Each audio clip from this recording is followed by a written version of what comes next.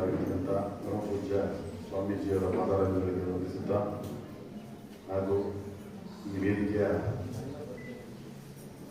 ಮಧ್ಯವರ್ತಿನ ವೇದಿಕೆಯ ಅಧ್ಯಕ್ಷರಾದಂಥ ಆತ್ಮೀಯರು ಹಾಗೂ ಶ್ರೀಯುತ ದಯಾನಂದ ಅವರೇ ಹಾಗೂ ಸೀನಪ್ಪ ಅವರೇ, ಬರಿ ರಾಮಣ್ಣವರೇ, ಕಿರಣ್ ಅವರೇ, ಬಸವರಾಜ್ ಪಂಡಿತ್ರೆ, ರವಿರವರೇ ಹಾಗೂ ಬ್ರಹ್ಮಕುಮಾರಿ ಈಶ್ವರ್ಯ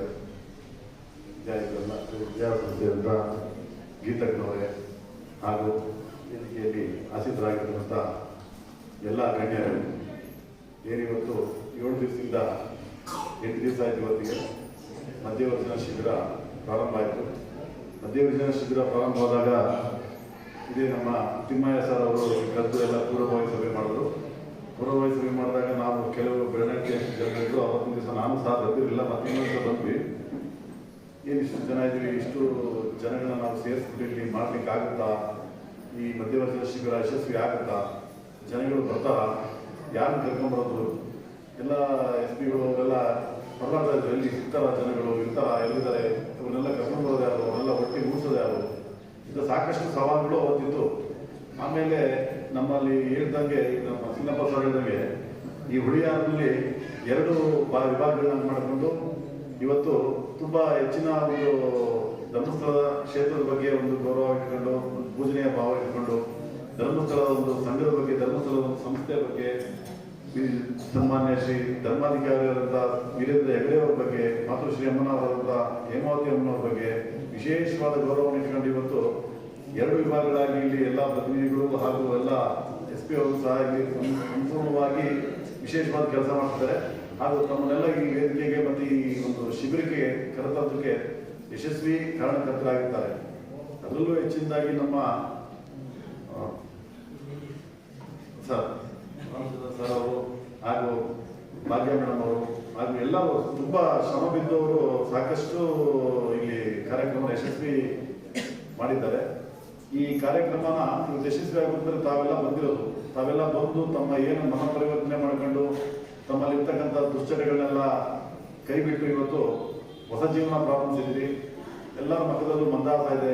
ಇಲ್ಲಿ ನಮ್ಮ ಕೆಲವರು ಬೆರಳಿಕೆಯಷ್ಟು ನಮ್ಮ ಆತ್ಮೀಯರು ಇದ್ದಾರೆ. ಕೆಲವರು ನಮ್ಮ ಆತ್ಮೀಯರಾದಂಥ JCB ಆಪರೇಟರು, ನಮ್ಮ ಆತ್ಮೀಯ ಆತವರು ಇದ್ದಾರೆ, ಮತ್ತೆ ನಮ್ಮ ಹುಡುಗನೇ ಹೋಗಿದ್ದಾರೆ. ಇವರೆಲ್ಲರೂ ಆಲ್ರೆಡಿ ಎಲ್ಲ ಜೀವನಗಳೆಲ್ಲ ಏನು ಇಷ್ಟೇ ಸಾಕೋಗೋಯ್ತು, ನಮ್ಮ ಜೀವನ ಎಲ್ಲ ಮುಂದಿನ ಇಷ್ಟೇ ಇದೆ. ಇನ್ನೇ ಬಸ್ ಸ್ಟ್ಯಾಂಡಲ್ಲಿ ಕೆಲಸ ಮಾಡೋದು, ಇದೇ ಕುಡಿಯೋದು, ಇದೇ ಜೀವನ ಮಾಡೋದು, ಈ ಥರ ಆಗೋಗ್ಬಿಟ್ಟಿತ್ತು. ಇವತ್ತು ಅವ್ರುಗಳನ್ನೆಲ್ಲ ನೋಡ್ತಾ ಇದ್ರೆ ಅವ್ರ ಮಕ್ಕಳಲ್ಲಿ ಒಂದು ಲವಲವಿಕೆ, ಒಂದು ವಿಶೇಷವಾದ ಕಳೆ ಕಾಣ್ತಾ ಇದೆ. ಆಮೇಲೆ ಆ ತಾಯಂದ್ರಲ್ಲಿ ಅವರ ಶ್ರೀಮತಿ ಅವ್ರ ಪಕ್ಕದಲ್ಲಿ ಎಷ್ಟು ಸಂತೋಷ ಕಾಣ್ತಾ ಇದೆ. ಇದು ನಮಗೆ ಮಾನಸಿಕವಾಗಿ ತುಂಬಾ ಸಂತೋಷವಾದ ವಿಚಾರ. ಯಾಕೆಂದ್ರೆ ಇವತ್ತು ಇಷ್ಟು ಜೀವನ ಪರಿವರ್ತನೆ ಮಾಡಿಕೊಂಡು ಅಷ್ಟು ಸುಲಭವಾದ ಮಾತಲ್ಲ. ಯಾಕೆಂದ್ರೆ ಈ ಯಾವುದೇ ಒಂದು ಮಧ್ಯವರ್ತಿನ ಅಷ್ಟು ಸುಲಭ ಬಿಡಿಸೋಂಥದ್ದು ವ್ಯಸನವೂ ಅಲ್ಲ. ಅದರೊಳಗಡೆ ಹೋಗೋ ತನಕ ಮಾತ್ರ ಅದು ನಮ್ಮಲ್ಲಿರುತ್ತೆ. ಅದೋದ್ಮೇಲೆ ಅದರ ಕಂಟ್ರೋಲ್ ಅದಾದ ಕಾಣ್ತಿರುತ್ತೆ. ಅದರಿಂದ ಆಚೆಗೆ ಬರೋದಿಲ್ಲ, ಅದು ಭಾರಿ ಕಷ್ಟವಾದ ಕೆಲಸ. ಅಂತ ಒಂದು ಕಷ್ಟವಾದ ಕೆಲಸನೂ ಸಹ ಸುಲಲಿತವಾಗಿ ನಾನು ನಡೆಸ್ಕೊಡ್ತೀನಿ ಅಂತ ಹೇಳ್ಬಿಟ್ಟು ಇವತ್ತು ಧರ್ಮಸ್ಥಳ ಒಂದು ಧರ್ಮಸ್ಥಳ ಕ್ಷೇತ್ರದ ಧರ್ಮಾಧಿಕಾರಿಗಳು ಹಾಗೂ ಅಲ್ಲಿರ್ತಕ್ಕಂಥ ಎಲ್ಲ ಕಾರ್ಯಕರ್ತರು ಇವತ್ತು ಪಣ ತೊಟ್ಟು ಹೊರಟಿದ್ದಾರೆ. ಇದಕ್ಕೆ ಅವರು ಸ್ಟಾರ್ಟಿಂಗ್ ತುಂಬಾ ವಿರೋಧನೂ ಅನುಭವಿಸಿರ್ತಾರೆ ಅಂತ ನಾನು ಭಾವಿಸ್ತೀನಿ. ಯಾಕೆಂತಂದ್ರೆ ಇಲ್ಲಿ ನಮ್ಮ ಸಣ್ಣ ಒಂದು ಗ್ರಾಮ ಉಳಿಯಾರ ಪಟ್ಟಣ ಪಂಚಾಯತ್ ಎಲ್ಲ ಮುಂಚೆ ಗ್ರಾಮ ಪಂಚಾಯತ್ ಇತ್ತು. ಯಾವುದೇ ಒಂದು ಬಾರ್ನ ಇಲ್ಲಿ ಬರ್ತಾ ಇದೆ ಉಳಿಯಾರಿಗೆ, ಒಂದು ಯಾವುದೋ ಒಂದು ರೆಸ್ಟೋರೆಂಟ್ ಬರ್ತಾ ಇದೆ, ಬಾರ್ ರೆಸ್ಟೋರೆಂಟ್, ಒಂದು ಮದ್ಯದ ಅಂಗಡಿ ಓಪನ್ ಆಗ್ತಾ ಇದೆ ಅಂತ ವಿರೋಧ ಮಾಡ್ತಾ ಇದ್ರೆ ಅಷ್ಟು ಪ್ರಭಾವ ಮಾಡಿಸಿ ಅವತ್ತು ಮದ್ಯದ ಅಂಗಡಿನ ಅವರು ಇಲ್ಲಿ ತರೋದಕ್ಕೆ ಸಫಲರಾಗ್ತಾ ಇದ್ರು. ಯಾವುದೇ ಒಂದು ಮದ್ಯದ ಅಂಗಡಿ ಇಲ್ಲಿಂದ ವಾಪಸ್ ಹೋಗುತ್ತೋ ಇಲ್ವೋ, ಹೆಂಗೆ ಇವನ್ನೆಲ್ಲ ಇದು ಮಾಡೋದು ಆ ತರ ಒಂದು ಲಾಬಿ ಇತ್ತು. ಅಂತ ಒಂದು ಲಾಬಿ ಇದ್ದ ಸಂದರ್ಭದಲ್ಲೂ ಸಹಿತ ಇವತ್ತು ಈ ನಾವು ಸಂಪೂರ್ಣವಾಗಿ ಅದನ್ನು ಬಿಡಿದಿನ ತೊಡಗಟ್ಟಕ್ಕಾಗಿಲ್ಲ ಅಂದ್ರೂ ಇವತ್ತು 54 ಜನ ಇವತ್ತು ಈ ಶಿಬಿರದ ಮುಖಾಂತರ ಇದರಿಂದ ಹೇಳಿದ್ರಲ್ಲ, ಸಾವಿರಾರು ಜನ ಇಲ್ಲಿ ಲಕ್ಷಾಂತರ ಜನ ಇದೇ ಶಿಬಿರದ ಮುಖಾಂತರ ಅವರ ಜೀವನಗಳನ್ನ ನವಜೀವನವಾಗಿ ರೂಪಿಸ್ಕೊಂಡು ಮದ್ಯ ವ್ಯಸನವನ್ನ ಕೈಬಿಟ್ಟು ಅವರ ಸಂತೋಷವಾದ ಜೀವನಗಳನ್ನ ರೂಪಿಸ್ಕೊಂಡಿರುವಂಥದ್ದು ಇವತ್ತು ಯಾವ್ದಾರ ಒಂದು ಸಂಸ್ಥೆ ಇದೆ ಅಂದ್ರೆ ಅದು ನಾವು ಧರ್ಮಸ್ಥಳದ ಶ್ರೀ ಮಂಜುನಾಥ ಸ್ವಾಮಿ ನಾವು